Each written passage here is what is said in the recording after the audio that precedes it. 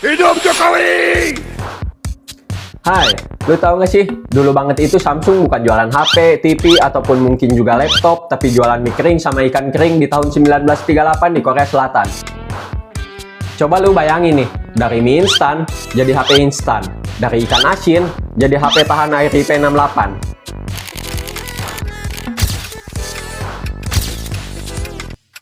Sekarang ini HP merek Samsung itu ada yang harganya sampai 20 juta nih. Dulu lu beli Samsung bikin kenyang. Sekarang lu beli Samsung bikin kelaparan. Karena duitnya dipakai habis buat cicilan. Jadi awal mulanya itu nih, Samsung itu didirikan sama Lee Byung-chul. Samsung itu nih, awalnya cuma ada 40 karyawan. Fokus utamanya itu ekspor makanan kering ke Tiongkok. Terus nama Samsung itu artinya 3 bintang nih. Biar perusahaannya awet kayak bintang di langit. Sekarang siapa sangka coba perusahaan yang dulunya jualan mie sama sayur nih tiba-tiba jadi raksasa teknologi. Itu kayak warung Madura nih depan rumah lu, tiba-tiba punya satelit Starlink. Di data sekarang nih, Samsung itu punya lebih dari 270.000 karyawan di seluruh dunia. Jadi kalau mereka demo bareng nih, bisa bikin macet satu negara. Ya pokoknya begitulah. Sorry ya. Sejarah Samsung masuk elektronik itu dimulai nih dari tahun 1969. Samsung itu bikin nih Samsung Sanyo Elektronik dan produk pertamanya adalah TV hitam putih. Dan di tahun 1970-an nih mereka udah bikin lebih dari 1 juta TV. Tapi yang jadi masalahnya nih, TV di zaman itu kualitasnya seadanya nih. Jadi kalau hantunya muncul di film nih, warnanya bukan putih tapi abu-abu buram. Jadi seremnya berkurang. Itu kayak lu ngeliat tuyul nih, tapi pakai masker.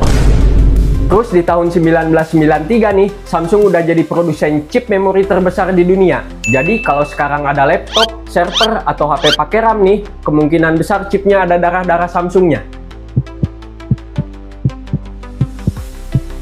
Ibaratnya nih, dunia teknologi sekarang itu nggak bisa kabur dari Samsung tuh. Itu kayak mantan yang udah putus tapi masih ada di mana-mana.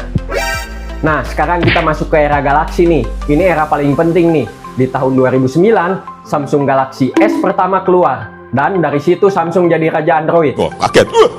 Terus Galaxy S3 nih di tahun 2012 laku keras, terjual 70 juta unit. Coba lu bayangin nih, segitu banyaknya orang yang rela pakai HP gede buat zamannya. Waktu Galaxy Note pertama keluar nih, orang-orang bilang HP segede gaban siapa yang mau? Alamak najisnya. Tapi sekarang nih, semua orang maunya HP layar gede. Jadi bisa dibilang Galaxy Note itu pelopor jempol keseleo. Oh my god. Hai, antek-antek asing. Samsung versus Apple. Samsung sama Apple itu kayak Ronaldo sama Messi nih. Fansnya saling bully. Di data 2017 nih, Apple gugat Samsung $1 miliar gara-gara tuduhan nyontek desain iPhone. Tapi ya sampai sekarang perang dingin itu masih ada. Capek ah. Apple bilang Samsung norak, kamera kebanyakan, fitur kebanyakan. Terus Samsung bales tuh, Samsung bilang iPhone pelit, nggak ada chargernya. Tapi ya ujung-ujungnya sama. Dua-duanya bikin dompet kita nangis. Alamak najisnya. Tidak ada chargernya, tidak ada chargernya, tidak ada chargernya. Terus di tahun 2019 nih, Samsung itu ngenalin nih HP Z Fold pertama mereka. Dan tercatat nih, di 2023 penjualan HP lipat Samsung ini tembus sampai 10 juta unit. Artinya tuh, ada 10 juta orang di dunia yang rela punya HP seharga motor.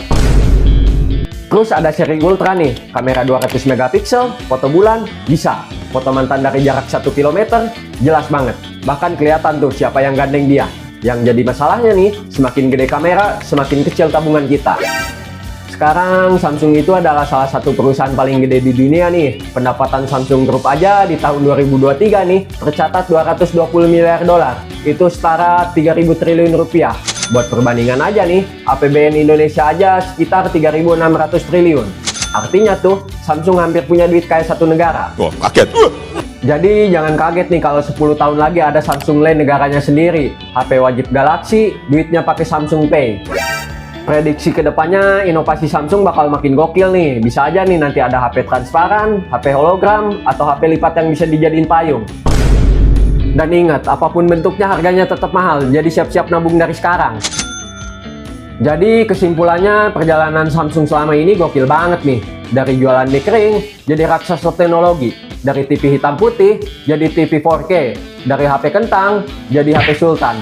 Dan meskipun kadang harganya bisa bikin kita keringet dingin, tapi tetap aja kita pengen beli kalau punya duit. Karena kita tidak punya uang. Terus, jangan lupa like, komen, sama share sebelum Samsung bikin HP yang bisa bayar cicilan sendiri.